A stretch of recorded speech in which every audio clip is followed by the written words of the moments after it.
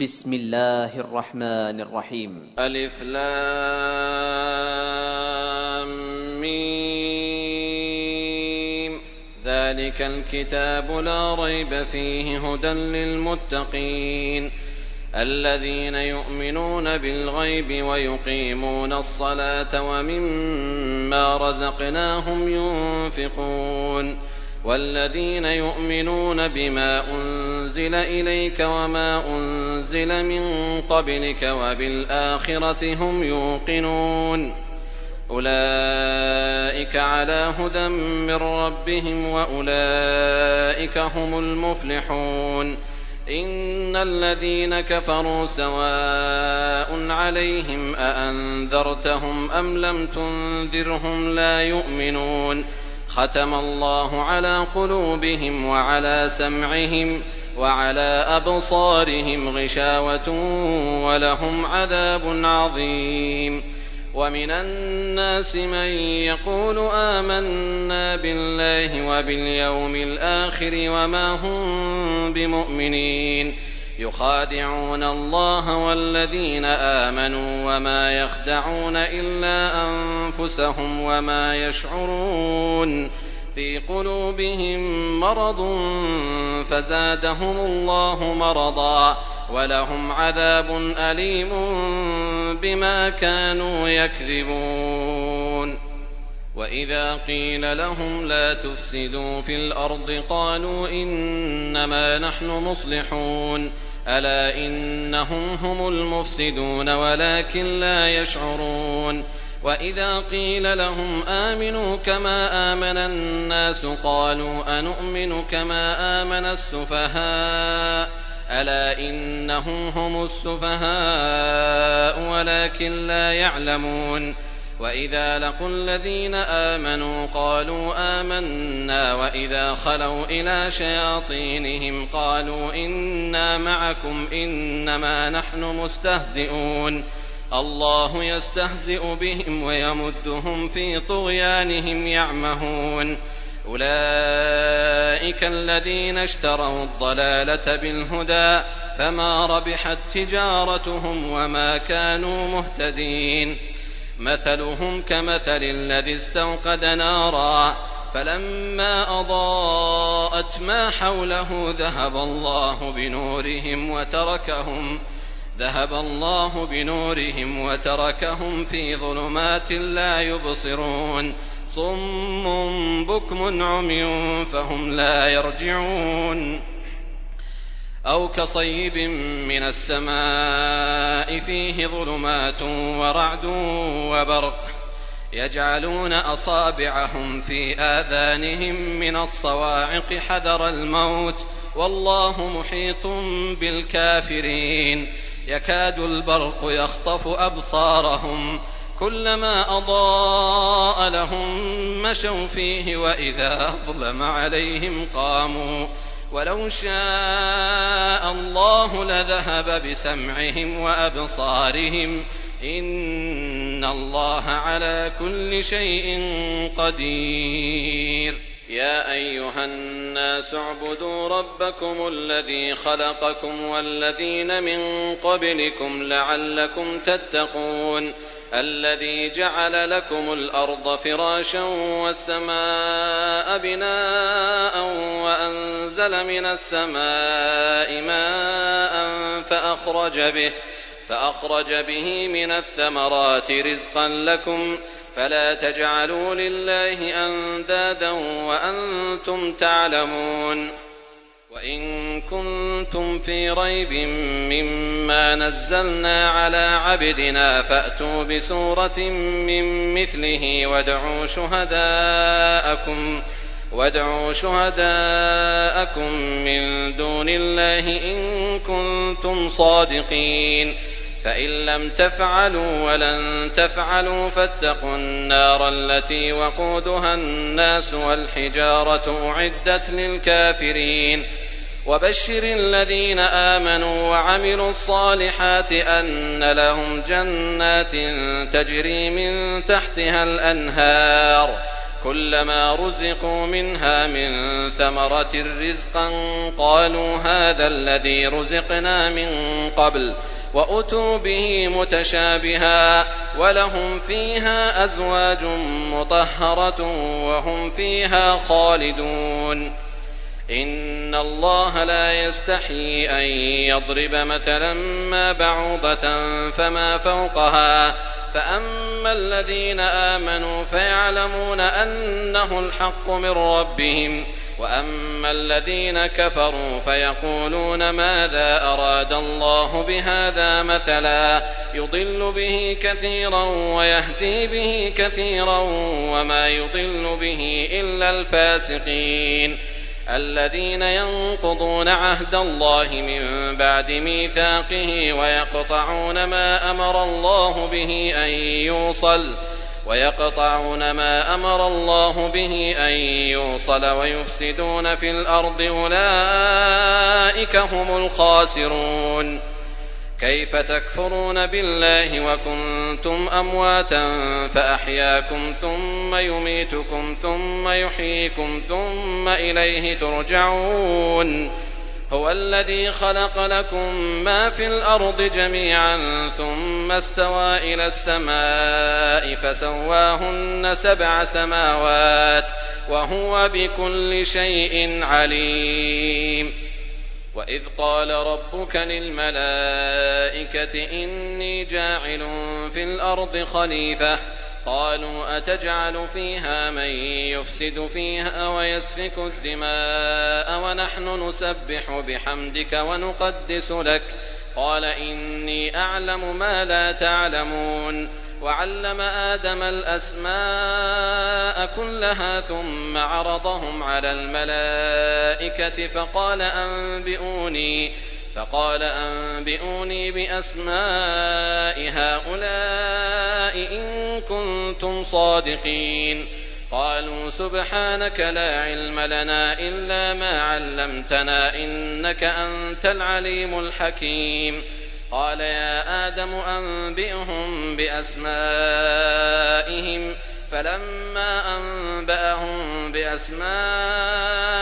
قال ألم أقل لكم إني أعلم غيب السماوات والأرض وأعلم ما تبدون وما كنتم تكتمون. وإذ قلنا للملائكة اسجدوا لآدم فسجدوا إلا إبليس أبى واستكبر وكان من الكافرين. وقلنا يا آدم اسكن أنت وزوجك الجنة وكلا منها رغدا حيث شئتما ولا تقربا هذه الشجرة فتكونا من الظالمين. فأزلهما الشيطان عنها فأخرجهما مما كانا فيه وقلنا اهبطوا بعضكم لبعض عدو ولكم في الأرض مستقر ومتاع إلى حين. فتلقى آدم من ربه كلمات فتاب عليه إنه هو التواب الرحيم. قلنا اهبطوا منها جميعا فإما يأتينكم مني هدى فمن تبع هداي فلا خوف عليهم ولا هم يحزنون. والذين كفروا وكذبوا بآياتنا أولئك أصحاب النار هم فيها خالدون. يا بني إسرائيل اذكروا نعمتي التي أنعمت عليكم وأوفوا بعهدي أوف بعهدكم وإياي فارهبون. وآمنوا بما أنزلت مصدقا لما معكم ولا تكونوا أول كافر به ولا تشتروا بآياتي ثمنا قليلا وإياي فاتقون. ولا تلبسوا الحق بالباطل وتكتموا الحق وأنتم تعلمون. وأقيموا الصلاة وآتوا الزكاة واركعوا مع الراكعين. أتأمرون الناس بالبر وتنسون أنفسكم وأنتم تتلون الكتاب أفلا تعقلون. واستعينوا بالصبر والصلاة وإنها لكبيرة إلا على الخاشعين الذين يظنون أنهم ملاقو ربهم وأنهم إليه راجعون. يا بني إسرائيل اذكروا نعمتي التي أنعمت عليكم وأني فضلتكم على العالمين واتقوا يوما لا تجزي نفس عن نفس شيئا ولا يقبل منها شفاعة ولا يؤخذ منها عدل ولا هم ينصرون. وإذ نجيناكم من آل فرعون يسومونكم سوء العذاب يذبحون أبناءكم ويستحيون نساءكم وفي ذلكم بلاء من ربكم عظيم. وإذ فرقنا بكم البحر فأنجيناكم وأغرقنا آل فرعون وأنتم تنظرون. وإذ واعدنا موسى 40 ليلة ثم اتخذتم العجل من بعده وأنتم ظالمون ثم عفونا عنكم من بعد ذلك لعلكم تشكرون. وإذ آتينا موسى الكتاب والفرقان لعلكم تهتدون. وإذ قال موسى لقومه يا قوم إنكم ظلمتم أنفسكم باتخاذكم العجل فتوبوا إلى بارئكم فاقتلوا أنفسكم ذلكم خير لكم عند بارئكم فتاب عليكم إنه هو التواب الرحيم. وإذ قلتم يا موسى لن نؤمن لك حتى نرى الله جهرة فأخذتكم الصاعقة وأنتم تنظرون ثم بعثناكم من بعد موتكم لعلكم تشكرون. وظللنا عليكم الغمام وأنزلنا عليكم المن والسلوى كلوا من طيبات ما رزقناكم وما ظلمونا ولكن كانوا أنفسهم يظلمون. وإذ قلنا ادخلوا هذه القرية فكلوا منها حيث شئتم رغدا وادخلوا الباب سجدا وقولوا حطة نغفر لكم خطاياكم وسنزيد المحسنين. فبدل الذين ظلموا قولا غير الذي قيل لهم فأنزلنا على الذين ظلموا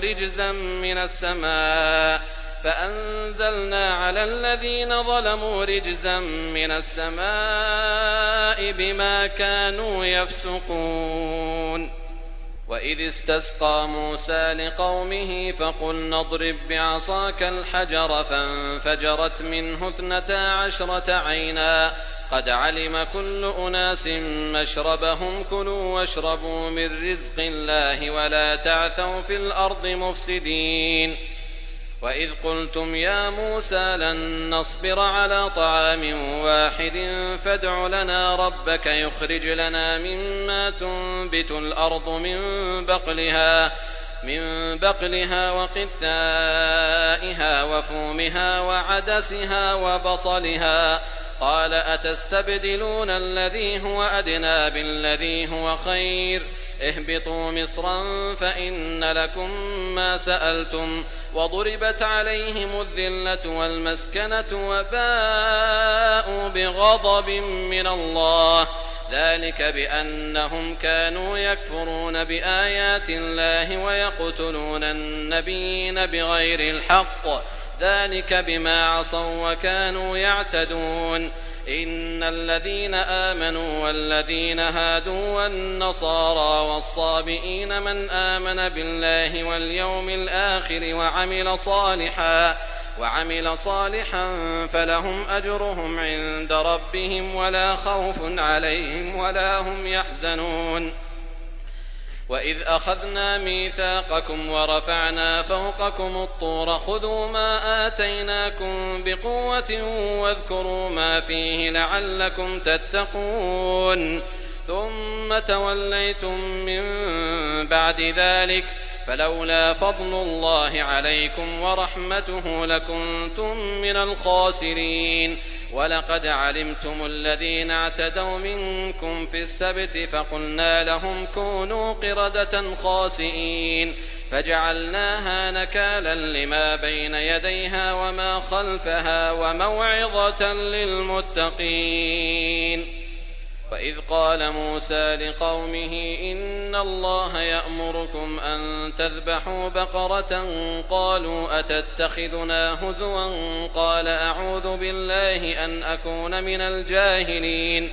قالوا ادع لنا ربك يبين لنا ما هي قال إنه يقول إنها بقرة لا فارض ولا بكر عوان بين ذلك فافعلوا ما تؤمرون. قالوا ادع لنا ربك يبين لنا ما لونها قال إنه يقول إنها بقرة صفراء فاقع لونها تسر الناظرين. قالوا ادع لنا ربك يبين لنا ما هي إن البقرة شابه علينا وإنا إن شاء الله لمهتدون. قال إنه يقول إنها بقرة لا ذلول تثير الأرض ولا تسقي الحرث مسلمة لا شية فيها. قالوا الآن جئت بالحق فذبحوها وما كادوا يفعلون. وإذ قتلتم نفسا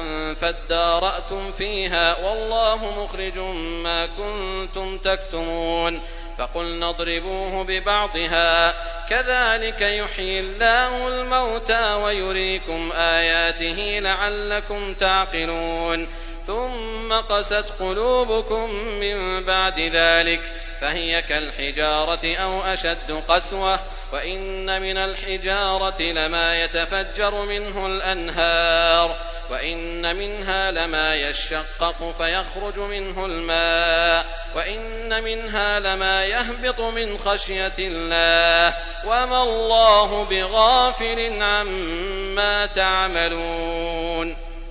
أفتطمعون أن يؤمنوا لكم وقد كان فريق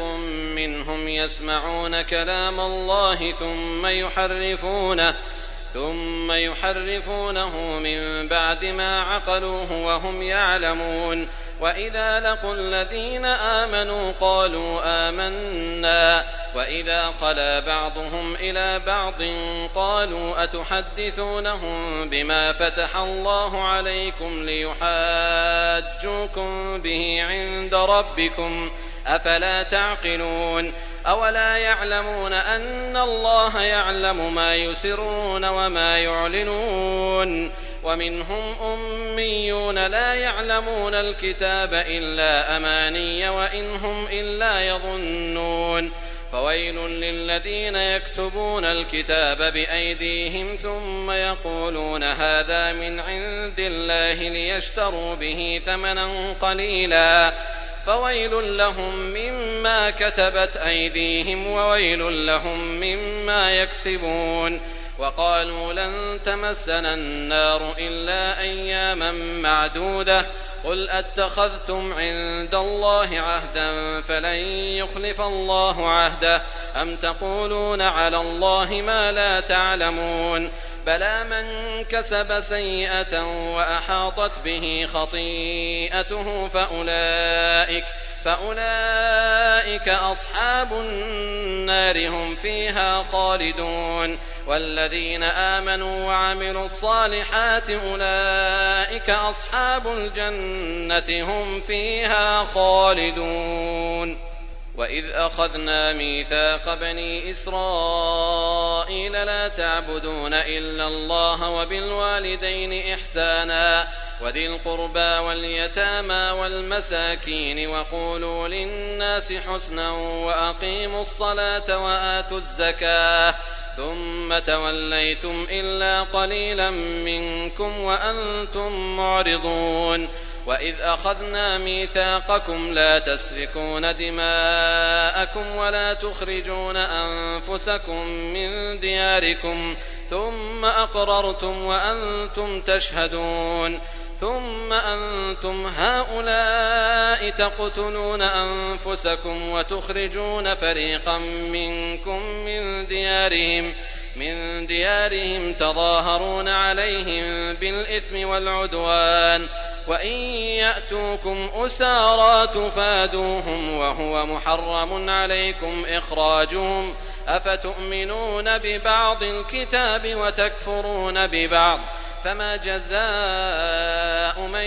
يفعل ذلك منكم إلا خزي في الحياة الدنيا ويوم القيامة يردون إلى أشد العذاب وما الله بغافل عما تعملون أولئك الذين اشتروا الحياة الدنيا بالآخرة فلا يخفف عنهم العذاب ولا هم ينصرون. ولقد آتينا موسى الكتاب وقفينا من بعده بالرسل وآتينا عيسى ابن مريم البينات وأيدناه بروح القدس أفكلما جاءكم رسول بما لا تهوى أنفسكم استكبرتم ففريقا كذبتم وفريقا تقتلون وقالوا قلوبنا غلف بل لعنهم الله بكفرهم فقليلا ما يؤمنون ولما جاءهم كتاب من عند الله مصدق لما معهم وكانوا من قبل يستفتحون على الذين كفروا فلما جاءهم ما عرفوا كفروا به فلعنة الله على الكافرين بئس ما اشتروا به أنفسهم أن يكفروا بما أنزل الله بغيا أن ينزل الله من فضله على من يشاء من عباده فباءوا بغضب على غضب وللكافرين عذاب مهين. وإذا قيل لهم آمنوا بما أنزل الله قالوا نؤمن بما أنزل علينا ويكفرون بما وراءه وهو الحق مصدقا لما معهم قل فلم تقتلون أنبياء الله من قبل إن كنتم مؤمنين ولقد جاءكم موسى بالبينات ثم اتخذتم العجل من بعده وأنتم ظالمون وإذ أخذنا ميثاقكم ورفعنا فوقكم الطور خذوا ما آتيناكم بقوة واسمعوا قالوا سمعنا وعصينا وأشربوا في قلوبهم العجل بكفرهم قل بئس ما يأمركم به إيمانكم إن كنتم مؤمنين قل إن كانت لكم الدار الآخرة عند الله خالصة من دون الناس فتمنوا الموت إن كنتم صادقين ولن يتمنوه أبدا بما قدمت أيديهم والله عليم بالظالمين ولتجدنهم أحرص الناس على حياة ومن الذين أشركوا يود أحدهم لو يعمر 1000 سنة وما هو بمزحزحه من العذاب أن يعمر والله بصير بما يعملون قل من كان عدوا لجبريل فإنه نزله على قلبك بإذن الله مصدقا لما بين يديه وهدى وبشرى للمؤمنين من كان عدوا لله وملائكته ورسله وجبريل وميكال فإن الله عدو للكافرين ولقد أنزلنا إليك آيات بينات وما يكفر بها إلا الفاسقون أوكلما عاهدوا عهدا نبذه فريق منهم بل أكثرهم لا يؤمنون ولما جاءهم رسول من عند الله مصدق لما معهم نبذ فريق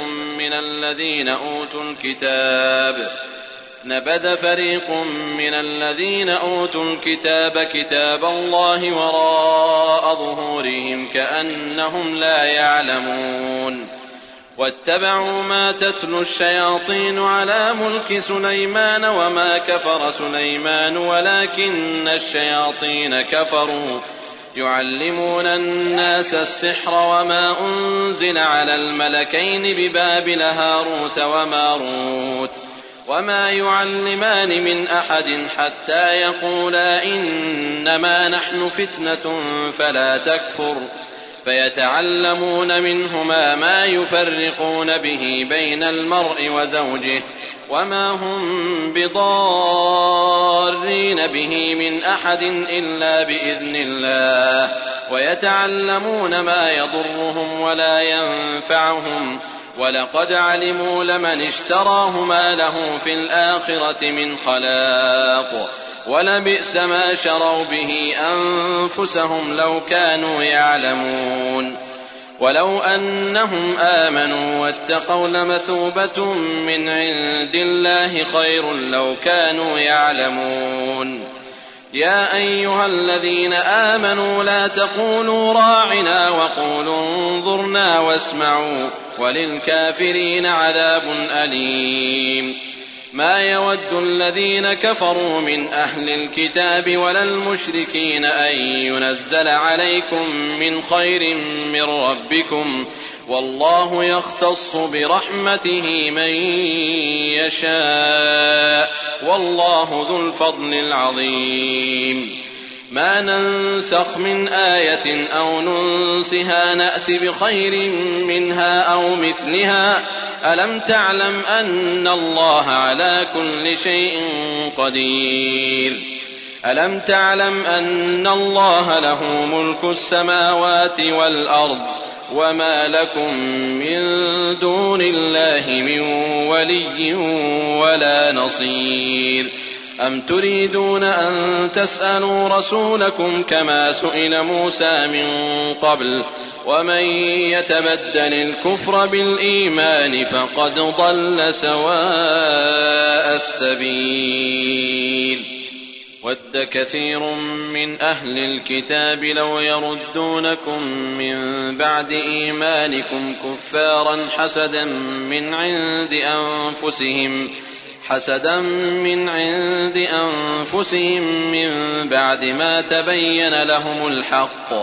فاعفوا واصفحوا حتى يأتي الله بأمره إن الله على كل شيء قدير وأقيموا الصلاة وآتوا الزكاة وما تقدموا لأنفسكم من خير تجدوه عند الله إن الله بما تعملون بصير وقالوا لن يدخل الجنة إلا من كان هودا أو نصارى تلك أمانيهم قل هاتوا برهانكم إن كنتم صادقين بلى من أسلم وجهه لله وهو محسن فله أجره عند ربه ولا خوف عليهم ولا هم يحزنون وقالت اليهود ليست النصارى على شيء وقالت النصارى ليست اليهود على شيء وهم يتلون الكتاب كذلك قال الذين لا يعلمون مثل قولهم فالله يحكم بينهم يوم القيامة فيما كانوا فيه يختلفون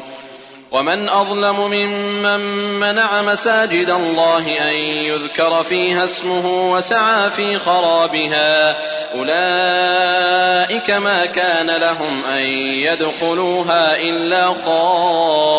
خائفين لهم في الدنيا خزي ولهم في الآخرة عذاب عظيم ولله المشرق والمغرب فأينما تولوا فثم وجه الله إن الله واسع عليم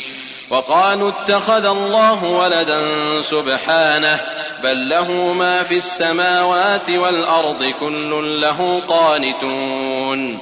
بديع السماوات والأرض وإذا قضى أمرا فإنما يقول له كن فيكون وقال الذين لا يعلمون لولا يكلمنا الله أو تأتينا آية كذلك قال الذين من قبلهم مثل قولهم تشابهت قلوبهم قد بينا الآيات لقوم يوقنون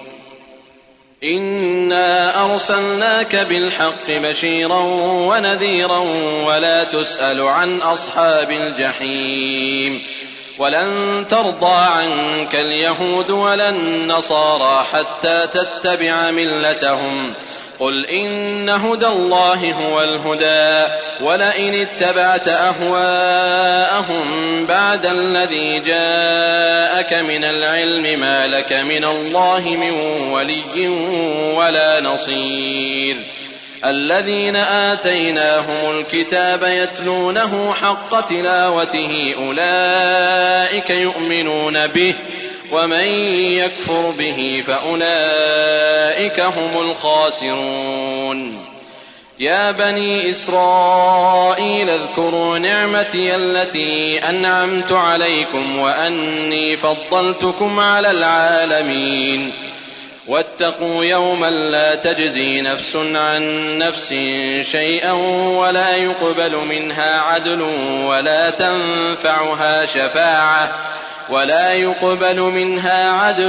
ولا تنفعها شفاعة ولا هم ينصرون وإذ ابتلى إبراهيم ربه بكلمات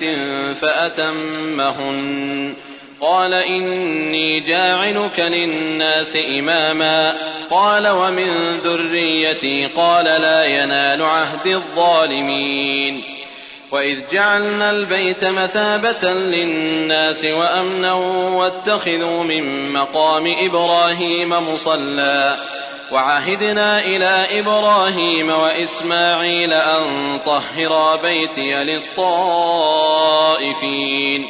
أن طهرا بيتي للطائفين والعاكفين والركع السجود وإذ قال إبراهيم رب اجعل هذا بلدا آمنا وارزق أهله من الثمرات من آمن منهم بالله واليوم الآخر قال ومن كفر فأمتعه قليلا ثم أضطره إلى عذاب النار وبئس المصير وإذ يرفع إبراهيم القواعد من البيت وإسماعيل ربنا تقبل منا إنك أنت السميع العليم ربنا واجعلنا مسلمين لك ومن ذريتنا أمة مسلمة لك وأرنا مناسكنا وتب علينا إنك أنت التواب الرحيم ربنا وابعث فيهم رسولا منهم يتلو عليهم آياتك ويعلمهم الكتاب والحكمة ويزكيهم إنك أنت العزيز الحكيم ومن يرغب عن ملة إبراهيم إلا من سفه نفسه ولقد اصطفيناه في الدنيا وإنه في الآخرة لمن الصالحين إذ قال له ربه أسلم قال أسلمت لرب العالمين ووصى بها إبراهيم بنيه ويعقوب يا بني إن الله اصطفى لكم الدين فلا تموتن إلا وأنتم مسلمون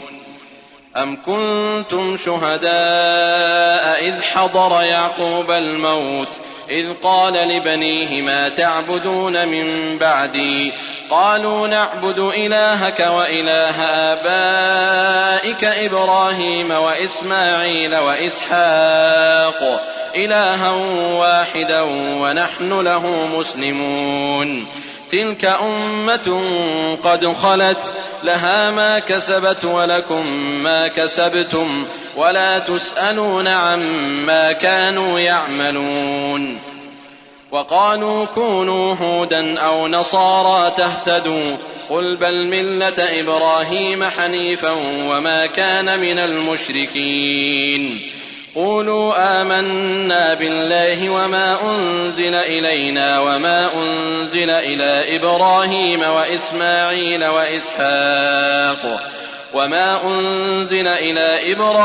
وإسماعيل وإسحاق ويعقوب والأسباط وما أوتي موسى وعيسى وما أوتي النبيون من ربهم لا نفرق بين أحد منهم ونحن له مسلمون.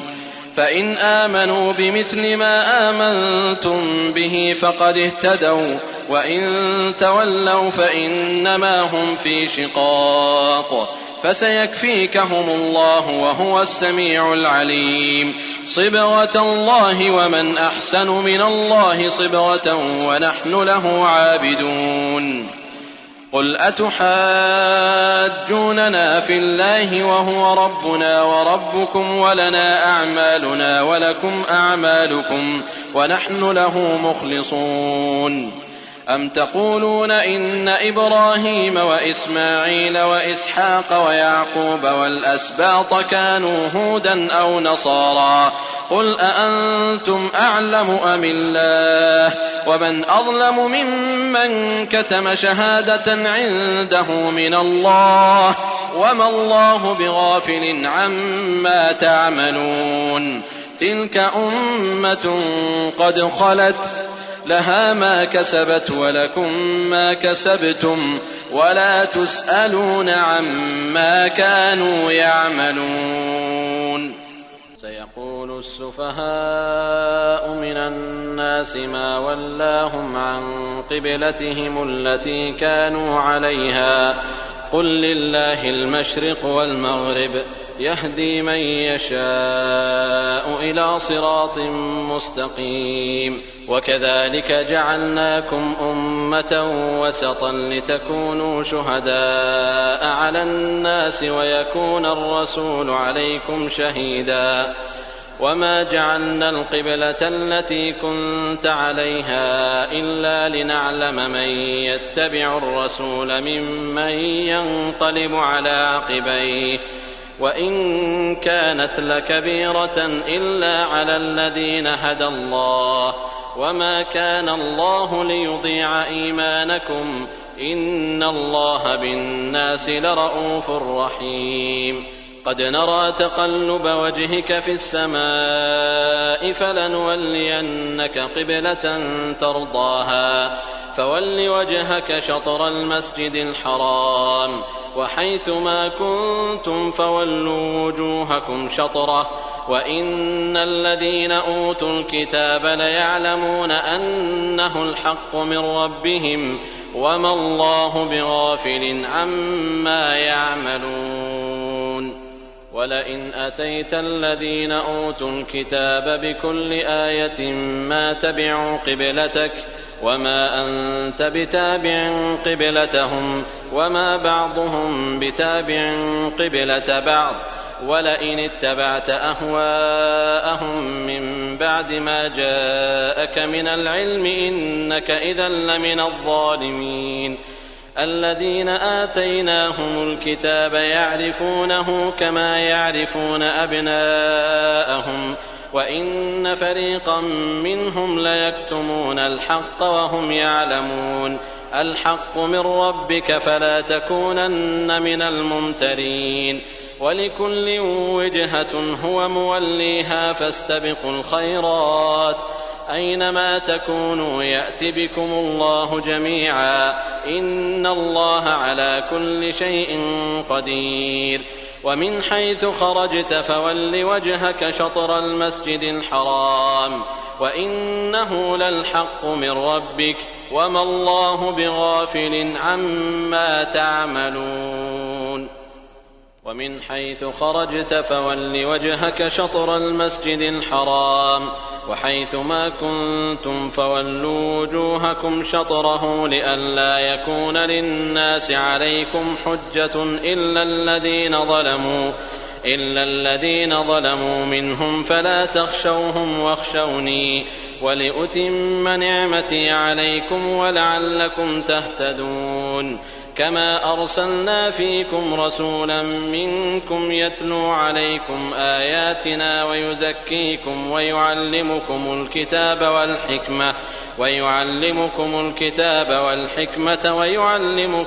ما لم تكونوا تعلمون فاذكروني أذكركم واشكروا لي ولا تكفرون يا أيها الذين آمنوا استعينوا بالصبر والصلاة إن الله مع الصابرين ولا تقولوا لمن يقتل في سبيل الله أموات بل أحياء ولكن لا تشعرون ولنبلونكم بشيء من الخوف والجوع ونقص من الأموال والأنفس والثمرات وبشر الصابرين الذين إذا أصابتهم مصيبة قالوا إنا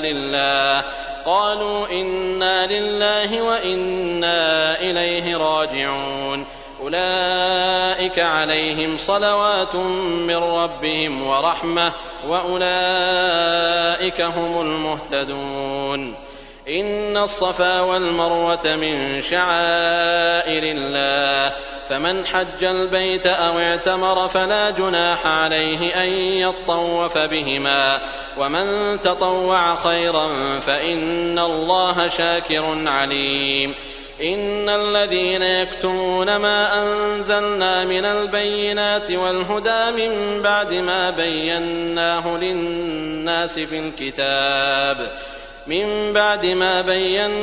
للناس في الكتاب أولئك يلعنهم الله ويلعنهم اللاعنون إلا الذين تابوا وأصلحوا وبينوا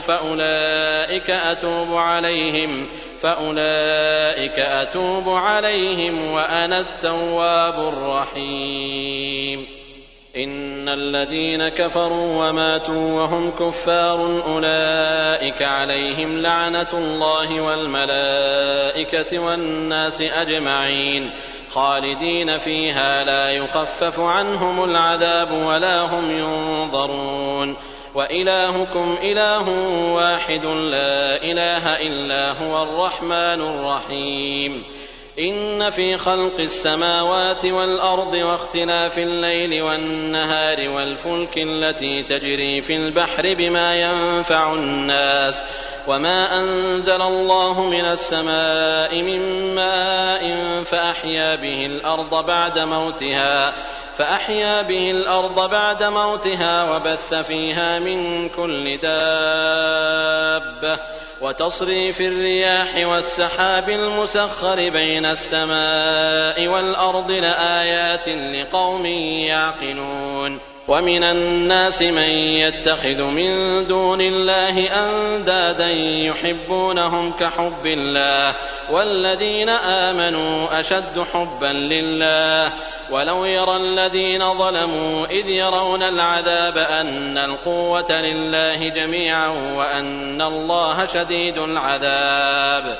إذ تبرأ الذين اتبعوا من الذين اتبعوا ورأوا العذاب وتقطعت بهم الأسباب وقال الذين اتبعوا لو أن لنا كرة فنتبرأ منهم كما تبرأوا منا كذلك يريهم الله أعمالهم حسرات عليهم وما هم بخارجين من النار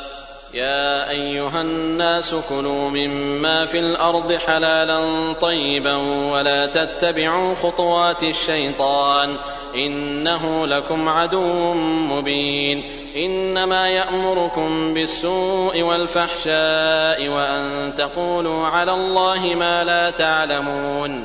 وإذا قيل لهم اتبعوا ما أنزل الله قالوا بل نتبع ما ألفينا عليه آباءنا أولو كان آباؤهم لا يعقلون شيئا ولا يهتدون ومثل الذين كفروا كمثل الذي ينعق بما لا يسمع إلا دعاء ونداء صم بكم عمي فهم لا يعقلون يا أيها الذين آمنوا كلوا من طيبات ما رزقناكم واشكروا لله إن كنتم إياه تعبدون إنما حرم عليكم الميتة والدم ولحم الخنزير وما أهل به لغير الله فمن اضطر غير باغ ولا عاد فلا إثم عليه إن الله غفور رحيم إن الذين يكتمون ما أنزل الله من الكتاب ويشترون به ثمنا قليلا أولئك ما يأكلون في بطونهم إلا النار ولا يكلمهم الله يوم القيامة ولا يزكيهم ولهم عذاب أليم أولئك الذين اشتروا الضلالة بالهدى والعذاب بالمغفرة فما أصبرهم على النار ذلك بأن الله نزل الكتاب بالحق وإن الذين اختلفوا في الكتاب لفي شقاق بعيد ليس البر أن تولوا وجوهكم قبل المشرق والمغرب ولكن البر من آمن بالله واليوم الآخر والملائكة والكتاب والنبيين وآتى المال على حبه ذوي القربى واليتامى والمساكين وابن السبيل والسائلين وفي الرقاب وأقام الصلاة وآتى الزكاة والموفون بعهدهم إذا عاهدوا والصابرين في البأساء والضراء وحين البأس أولئك الذين صدقوا وأولئك هم المتقون يا أيها الذين آمنوا كتب عليكم القصاص في القتلى الحر بالحر والعبد بالعبد والأنثى بالأنثى فمن عفي له من أخيه شيء فاتباع بالمعروف وأداء إليه بإحسان ذلك تخفيف من ربكم ورحمة فمن اعتدى بعد ذلك فله عذاب أليم ولكم في القصاص حياة يا أولي الألباب لعلكم تتقون كتب عليكم إذا حضر أحدكم الموت إن ترك خيرا الوصية للوالدين والأقربين بالمعروف حقا على المتقين فمن بدله بعدما سمعه فإنما إثمه على الذين يبدلونه إن الله سميع عليم فمن خاف من موص جنفا أو إثما فأصلح بينهم فلا إثم عليه إن الله غفور رحيم يا أيها الذين آمنوا كتب عليكم الصيام كما كتب على الذين من قبلكم لعلكم تتقون أياما معدودات فمن كان منكم مريضا أو على سفر فعدة من أيام أخر وعلى الذين يطيقونه فدية طعام مسكين فمن تطوع خيرا فهو خير له وأن تصوموا خير لكم إن كنتم تعلمون شهر رمضان الذي أنزل فيه القرآن هدى للناس وبينات من الهدى والفرقان فمن شهد منكم الشهر فليصم ومن كان مريضا أو على سفر فعدة من أيام أخر يريد الله بكم اليسر ولا يريد بكم العسر ولتكملوا العدة ولتكبروا الله على ما هداكم ولعلكم تشكرون وإذا سألك عبادي عني فإني قريب أجيب دعوة الداع إذا دعان فليستجيبوا لي وليؤمنوا بي لعلهم يرشدون. أحل لكم ليلة الصيام الرفث إلى نسائكم هن لباس لكم وأنتم لباس لهن علم الله أنكم كنتم تختانون أنفسكم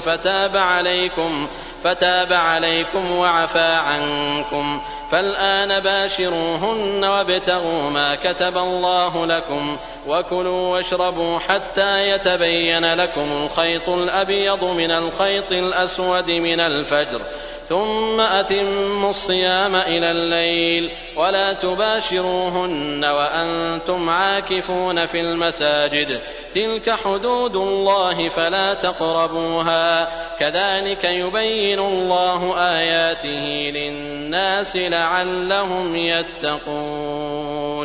ولا تأكلوا أموالكم بينكم بالباطل وتدلوا بها إلى الحكام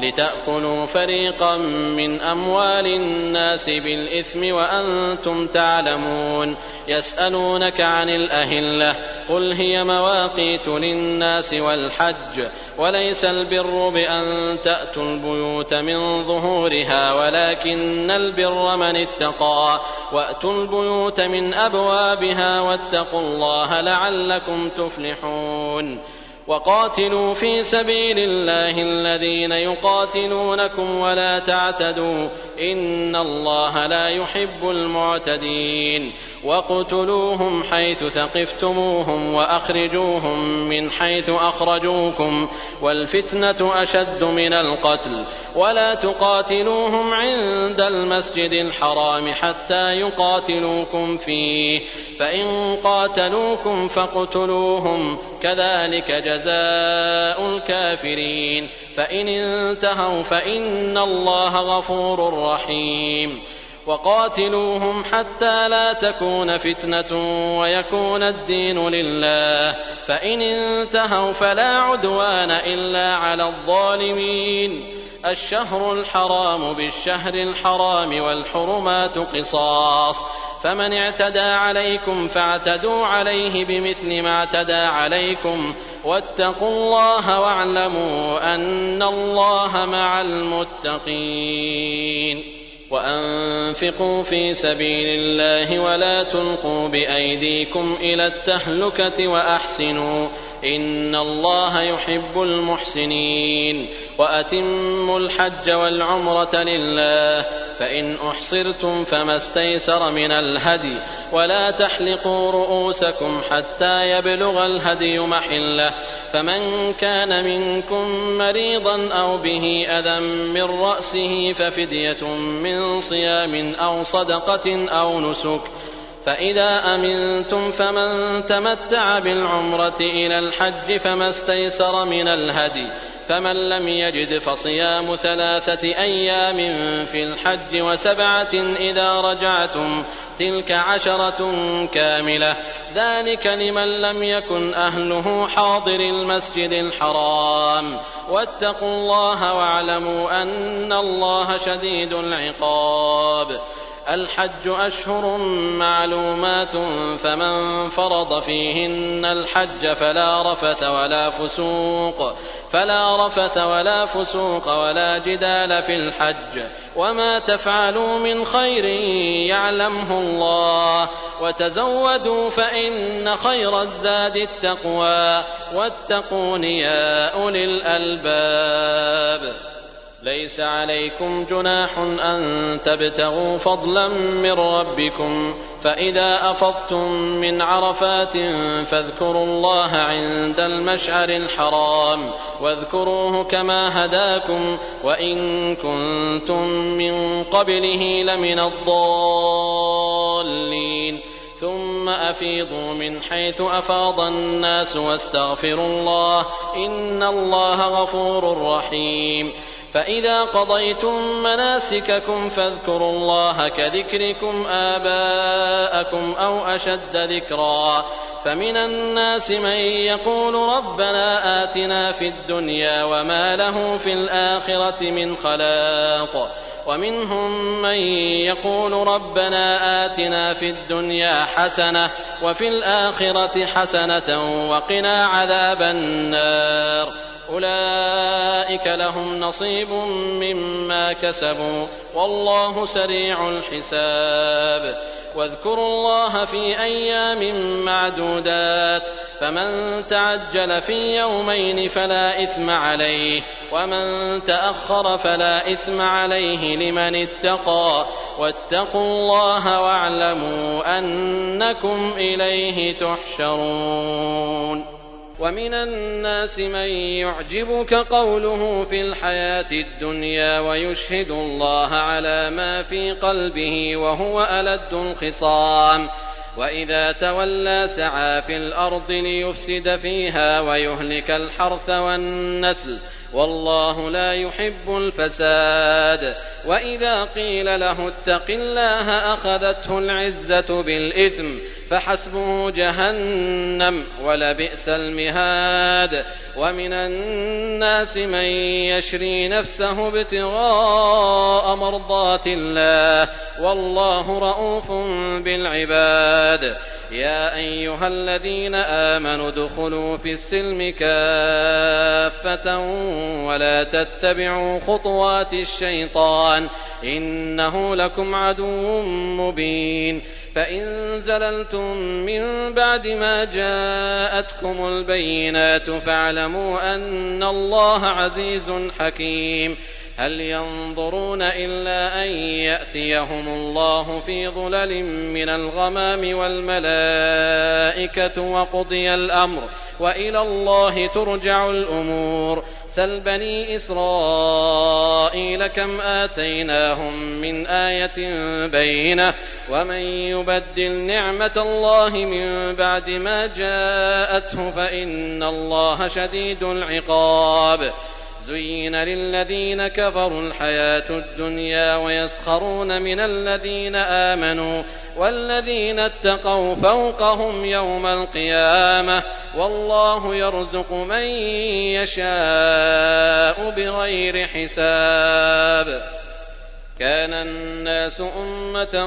واحدة فبعث الله النبيين مبشرين ومنذرين وأنزل معهم الكتاب بالحق ليحكم بين الناس فيما اختلفوا فيه وما اختلف فيه إلا الذين أوتوه من بعد ما جاءتهم البينات بغيا بينهم فهدى الله الذين آمنوا لما اختلفوا فيه من الحق بإذنه والله يهدي من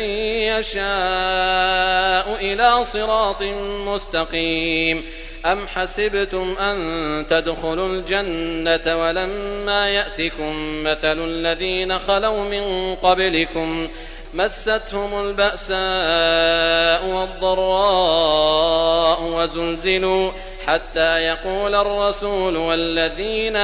آمنوا معه متى نصر الله ألا إن نصر الله قريب. يسألونك ماذا ينفقون قل ما أنفقتم من خير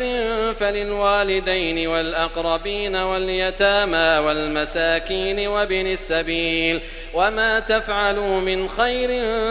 فإن الله به عليم. كتب عليكم القتال وهو كره لكم وعسى أن تكرهوا شيئا وهو خير لكم وعسى أن تحبوا شيئا وهو شر لكم والله يعلم وأنتم لا تعلمون. يسألونك عن الشهر الحرام قتال فيه قل قتال فيه كبير وصد عن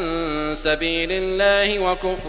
به والمسجد الحرام وإخراج أهله منه أكبر عند الله والفتنة أكبر من القتل ولا يزالون يقاتلونكم حتى يردوكم عن دينكم إن استطاعوا ومن يرتدد منكم عن دينه فيمت وهو كافر فأولئك حبطت أعمالهم في الدنيا والآخرة وأولئك أصحاب النار هم فيها خالدون. إن الذين آمنوا والذين هاجروا وجاهدوا في سبيل الله أولئك يرجون رحمة الله والله غفور رحيم. يسألونك عن الخمر والميسر قل فيهما إثم كبير ومنافع للناس وإثمهما أكبر من نفعهما ويسألونك ماذا ينفقون قل العفو كذلك يبين الله لكم الآيات لعلكم تتفكرون في الدنيا والآخرة. ويسألونك عن اليتامى قل إصلاح لهم خير وإن تخالطوهم فإخوانكم والله يعلم المفسد من المصلح ولو شاء الله لأعنتكم إن الله عزيز حكيم. ولا تنكحوا المشركات حتى يؤمن ولأمة مؤمنة خير من مشركة ولو أعجبتكم ولا تنكحوا المشركين حتى يؤمنوا ولعبد مؤمن خير من مشرك ولو أعجبكم أولئك يدعون إلى النار والله يدعو إلى الجنة والمغفرة بإذنه ويبين آياته للناس لعلهم يتذكرون. ويسألونك عن المحيض قل هو أذى فاعتزلوا النساء في المحيض ولا تقربوهن حتى يطهرن فإذا تطهرن فأتوهن من حيث أمركم الله إن الله يحب التوابين ويحب المتطهرين. نساؤكم حرث لكم فأتوا حرثكم أنى شئتم وقدموا لأنفسكم واتقوا الله واعلموا أنكم ملاقوه وبشر المؤمنين. ولا تجعلوا الله عرضة لأيمانكم أن تبروا وتتقوا وتصلحوا بين الناس والله سميع عليم. لا يؤاخذكم الله باللغو في أيمانكم ولكن يؤاخذكم بما كسبت قلوبكم والله غفور حليم. للذين يؤلون من نسائهم تربص 4 أشهر فإن فاءوا فإن الله غفور رحيم. وإن عزموا الطلاق فإن الله سميع عليم. والمطلقات يتربصن بأنفسهن 3 قروء ولا يحل لهن أن يكتمن ما خلق الله في أرحامهن إن كن يؤمن بالله واليوم الآخر وبعولتهن أحق بردهن في ذلك إن أرادوا إصلاحا ولهن مثل الذي عليهن بالمعروف وللرجال عليهن درجة والله عزيز حكيم. الطلاق 2 فإمساك بمعروف أو تسريح بإحسان. ولا يحل لكم أن تأخذوا مما آتيتموهن شيئا إلا أن يخافا ألا يقيما حدود الله فإن خفتم ألا يقيما حدود الله فلا جناح عليهما فيما افتدت به تلك حدود الله فلا تعتدوها ومن يتعد حدود الله فأولئك هم الظالمون. فإن طلقها فلا تحل له من بعد حتى تنكح زوجا غيره فإن طلقها فلا جناح عليهما أن يتراجعا إن ظنا أن يقيما حدود الله وتلك حدود الله يبينها لقوم يعلمون. وإذا طلقتم النساء فبلغن أجلهن فأمسكوهن بمعروف أو سرحوهن بمعروف ولا تمسكوهن ضرارا لتعتدوا ومن يفعل ذلك فقد ظلم نفسه. ولا تتخذوا آيات الله هزوا واذكروا نعمة الله عليكم وما أنزل عليكم من الكتاب والحكمة يعظكم به واتقوا الله واعلموا أن الله بكل شيء عليم.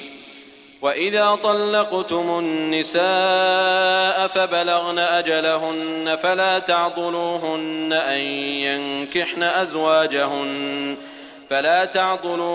أن ينكحن أزواجهن إذا تراضوا بينهم بالمعروف. ذلك يوعظ به من كان منكم يؤمن بالله واليوم الآخر. ذلكم أزكى لكم وأطهر والله يعلم وأنتم لا تعلمون. والوالدات يرضعن أولادهن حولين كاملين لمن أراد أن يتم الرضاعة وعلى المولود له رزقهن وكسوتهن بالمعروف. لا تكلف نفس إلا وسعها. لا تضار والدة بولدها ولا مولود له بولده وعلى الوارث مثل ذلك فإن أرادا فصالا عن تراض منهما وتشاور فلا جناح عليهما. وإن أردتم أن تسترضعوا أولادكم فلا جناح عليكم إذا سلمتم ما آتيتم بالمعروف. واتقوا الله واعلموا أن الله بما تعملون بصير. والذين يتوفون منكم ويذرون أزواجا يتربصن بأنفسهن 4 أشهر وعشرا فإذا بلغن أجلهن فلا جناح عليكم فيما فعلن في أنفسهن بالمعروف والله بما تعملون خبير. ولا جناح عليكم فيما عرضتم به من خطبة النساء أو أكننتم في أنفسكم. علم الله أنكم ستذكرونهن ولكن لا تواعدوهن سرا إلا أن تقولوا قولا معروفا. ولا تعزموا عقدة النكاح حتى يبلغ الكتاب أجله واعلموا أن الله يعلم ما في أنفسكم فاحذروه واعلموا أن الله غفور حليم.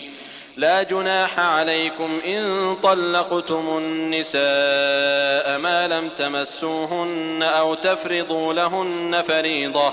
ومتعوهن على الموسع قدره وعلى المقتر قدره متاعا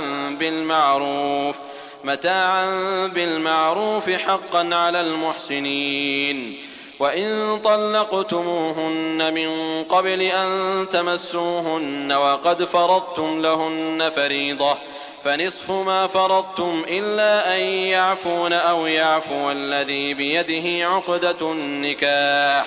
وأن تعفوا أقرب للتقوى ولا تنسوا الفضل بينكم إن الله بما تعملون بصير. حافظوا على الصلوات والصلاة الوسطى وقوموا لله قانتين. فإن خفتم فرجالا أو ركبانا فإذا أمنتم فاذكروا الله كما علمكم ما لم تكونوا تعلمون. والذين يتوفون منكم ويذرون أزواجا وصية لأزواجهم متاعا إلى الحول غير إخراج فإن خرجن فلا جناح عليكم فيما فعلن في أنفسهن من معروف والله عزيز حكيم. وللمطلقات متاع بالمعروف حقا على المتقين. كذلك يبين الله لكم آياته لعلكم تعقلون. ألم تر إلى الذين خرجوا من ديارهم وهم ألوف حذر الموت فقال لهم الله موتوا ثم أحياهم إن الله لذو فضل على الناس ولكن أكثر الناس لا يشكرون. وقاتلوا في سبيل الله واعلموا أن الله سميع عليم. من ذا الذي يقرض الله قرضا حسنا فيضاعفه له أضعافا كثيرة والله يقبض ويبسط وإليه ترجعون. ألم تر إلى الملأ من بني إسرائيل من بعد موسى إذ قالوا لنبي لهم ابعث لنا ملكا نقاتل في سبيل الله قال هل عسيتم إن كتب عليكم القتال ألا تقاتلوا قالوا وما لنا ألا نقاتل في سبيل الله وقد أخرجنا من ديارنا وأبنائنا فلما كتب عليهم القتال تولوا إلا قليلا منهم والله عليم بالظالمين. وقال لهم نبيهم إن الله قد بعث لكم طالوت ملكا قالوا أنى يكون له الملك علينا ونحن أحق بالملك منه ولم يؤت سعة من المال قال إن الله اصطفاه عليكم وزاده بسطة في العلم والجسم والله يؤتي ملكه من يشاء والله واسع عليم. وقال لهم نبيهم إن آية ملكه أن يأتيكم التابوت فيه سكينة من ربكم وبقية مما ترك آل موسى وآل هارون تحمله الملائكة إن في ذلك لآية لكم إن كنتم مؤمنين. فلما فصل طالوت بالجنود قال إن الله مبتليكم بنهر فمن شرب منه فليس مني ومن لم يطعمه فإنه مني إلا من اغترف غرفة بيده فشربوا منه إلا قليلا منهم فلما جاوزه هو والذين آمنوا معه قالوا لا طاقة لنا اليوم بجالوت وجنوده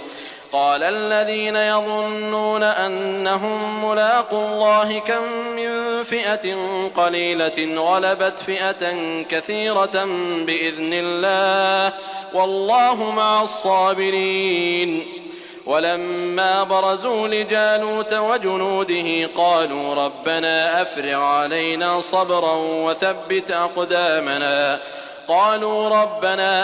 علينا صبرا وثبت أقدامنا وانصرنا على القوم الكافرين.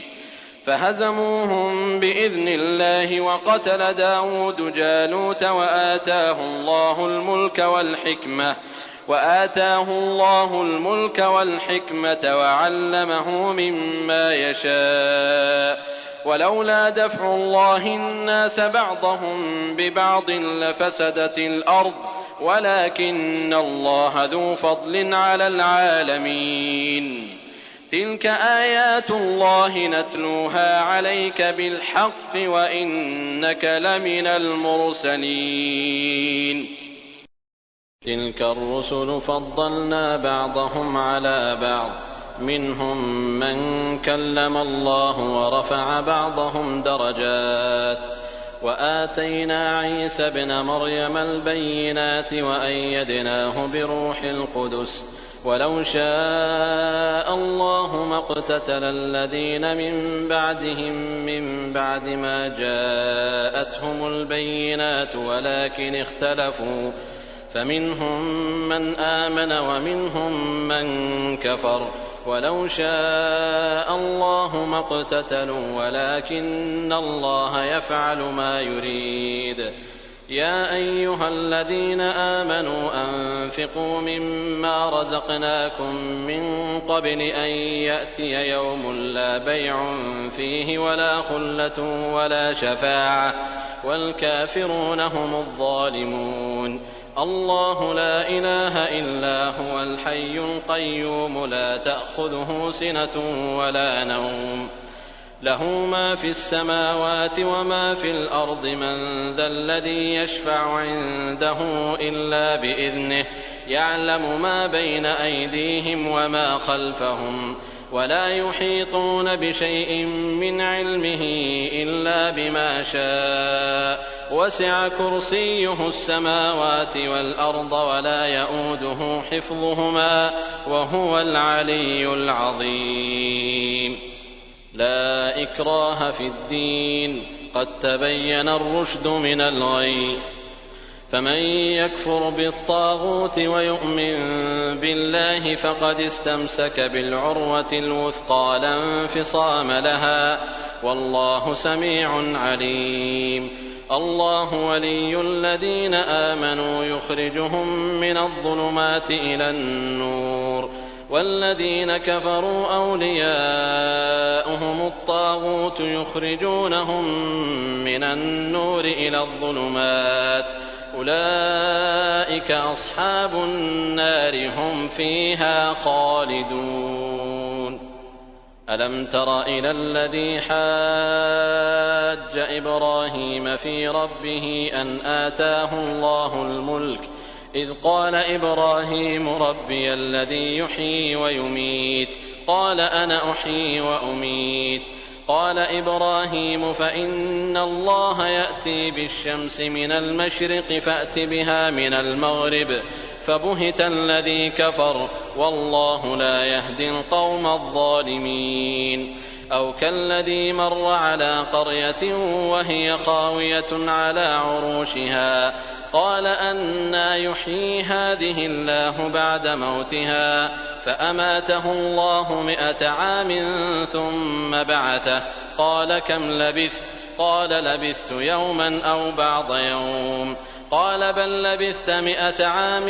فانظر إلى طعامك وشرابك لم يتسنه وانظر إلى حمارك ولنجعلك آية للناس وانظر إلى العظام كيف ننشزها ثم نكسوها لحما فلما تبين له قال أعلم أن الله على كل شيء قدير. وإذ قال إبراهيم رب أرني كيف تحيي الموتى قال أولم تؤمن قال بلى ولكن ليطمئن قلبي قال فخذ 4 من الطير فصرهن إليك ثم اجعل على كل جبل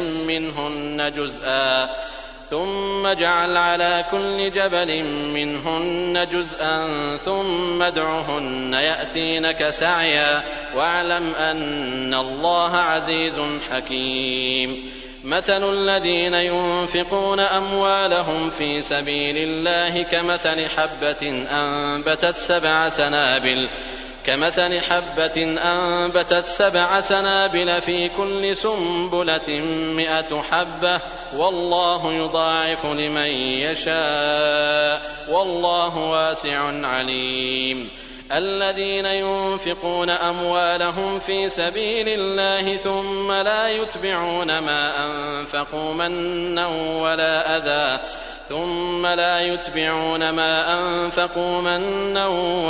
أذى لهم أجرهم عند ربهم ولا خوف عليهم ولا هم يحزنون.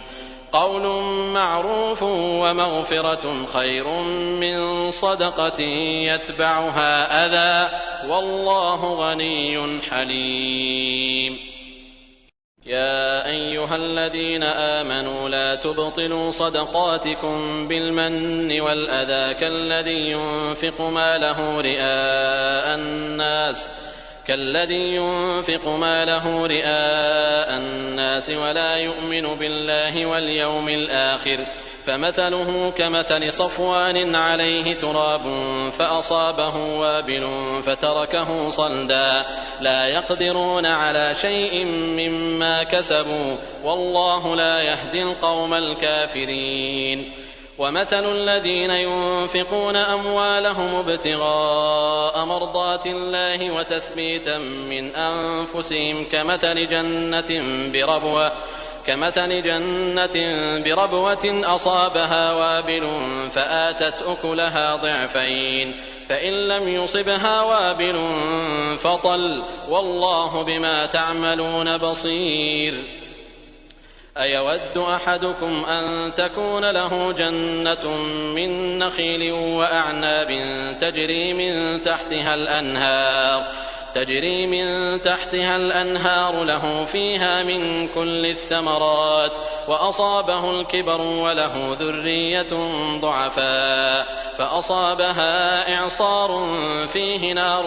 فاحترقت كذلك يبين الله لكم الآيات لعلكم تتفكرون يا أيها الذين آمنوا أنفقوا من طيبات ما كسبتم ومما أخرجنا لكم من الأرض ولا تيمموا الخبيث منه تنفقون ولستم بآخذيه إلا أن تغمضوا فيه واعلموا أن الله غني حميد الشيطان يعدكم الفقر ويأمركم بالفحشاء والله يعدكم مغفرة منه وفضلا والله واسع عليم يؤتي الحكمة من يشاء ومن يؤت الحكمة فقد أوتي خيرا كثيرا وما يذكر إلا أولو الألباب وما أنفقتم من نفقة أو نذرتم من نذر فإن الله يعلمه وما للظالمين من أنصار إن تبدوا الصدقات فنعما هي وإن تخفوها وتؤتوها الفقراء فهو خير لكم ويكفر عنكم من سيئاتكم والله بما تعملون خبير ليس عليك هداهم ولكن الله يهدي من يشاء وما تنفقوا من خير فلأنفسكم وما تنفقون إلا ابتغاء وجه الله وما تنفقوا من خير يوفى إليكم وأنتم لا تظلمون للفقراء الذين أحصروا في سبيل الله لا يستطيعون ضربا في الأرض يحسبهم الجاهل أغنياء من التعفف تعرفهم بسيماهم لا يسألون الناس إلحافا وما تنفقوا من خير فإن الله به عليم الذين ينفقون أموالهم بالليل والنهار سرا وعلانية فلهم أجرهم عند ربهم ولا خوف عليهم ولا هم يحزنون الذين يأكلون الربا لا يقومون إلا كما يقوم الذي يتخبطه الشيطان من المس ذلك بأنهم قالوا إنما البيع مثل الربا وأحل الله البيع وحرم الربا فمن جاءه موعظة من ربه فانتهى فله ما سلف وأمره إلى الله ومن عاد فأولئك أصحاب النار هم فيها خالدون يمحق الله الربا ويربي الصدقات والله لا يحب كل كفار أثيم إن الذين آمنوا وعملوا الصالحات وأقاموا الصلاة وآتوا الزكاة لهم أجرهم عند ربهم ولا خوف عليهم ولا هم يحزنون يا أيها الذين آمنوا اتقوا الله وذروا ما بقي من الربا إن كنتم مؤمنين فإن لم تفعلوا فأذنوا بحرب من الله ورسوله وإن تبتم فلكم رؤوس أموالكم لا تظلمون ولا تظلمون وإن كان ذو عسرة فنظرة إلى ميسرة وأن تصدقوا خير لكم إن كنتم تعلمون واتقوا يوما ترجعون فيه إلى الله ثم توفى كل نفس ما كسبت وهم لا يظلمون يا أيها الذين آمنوا إذا تداينتم بدين إلى أجل مسمى فاكتبوه وليكتب بينكم كاتب بالعدل ولا يأب كاتب أن يكتب كما علمه الله فليكتب وليملل الذي عليه الحق وليتق الله ربه ولا يبخس منه شيئا فإن كان الذي عليه الحق سفيها أو ضعيفا أو لا يستطيع أن يمل هو فليملل وليه بالعدل واستشهدوا شهيدين من رجالكم فإن لم يكونا رجلين فرجل وامرأتان ممن ترضون من الشهداء أن تضل إحداهما فتذكر إحداهما الأخرى ولا يأبى الشهداء إذا ما دعوا ولا تسأموا أن تكتبوه صغيرا أو كبيرا إلى أجله ذلكم أقسط عند الله وأقوم للشهادة وأدنى ألا ترتابوا إلا أن تكون تجارة حاضرة تديرونها بينكم فليس عليكم جناح ألا تكتبوها وأشهدوا إذا تبايعتم ولا يضار كاتب ولا شهيد وإن تفعلوا فإنه فسوق بكم واتقوا الله ويعلمكم الله والله بكل شيء عليم.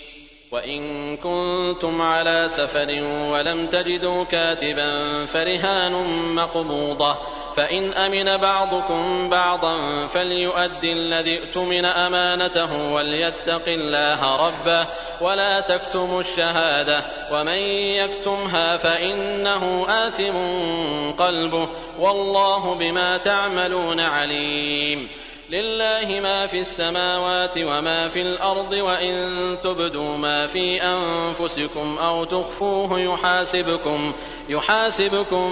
به الله فيغفر لمن يشاء ويعذب من يشاء والله على كل شيء قدير. آمن الرسول بما أنزل إليه من ربه والمؤمنون كل آمن بالله وملائكته وكتبه ورسله لا نفرق بين أحد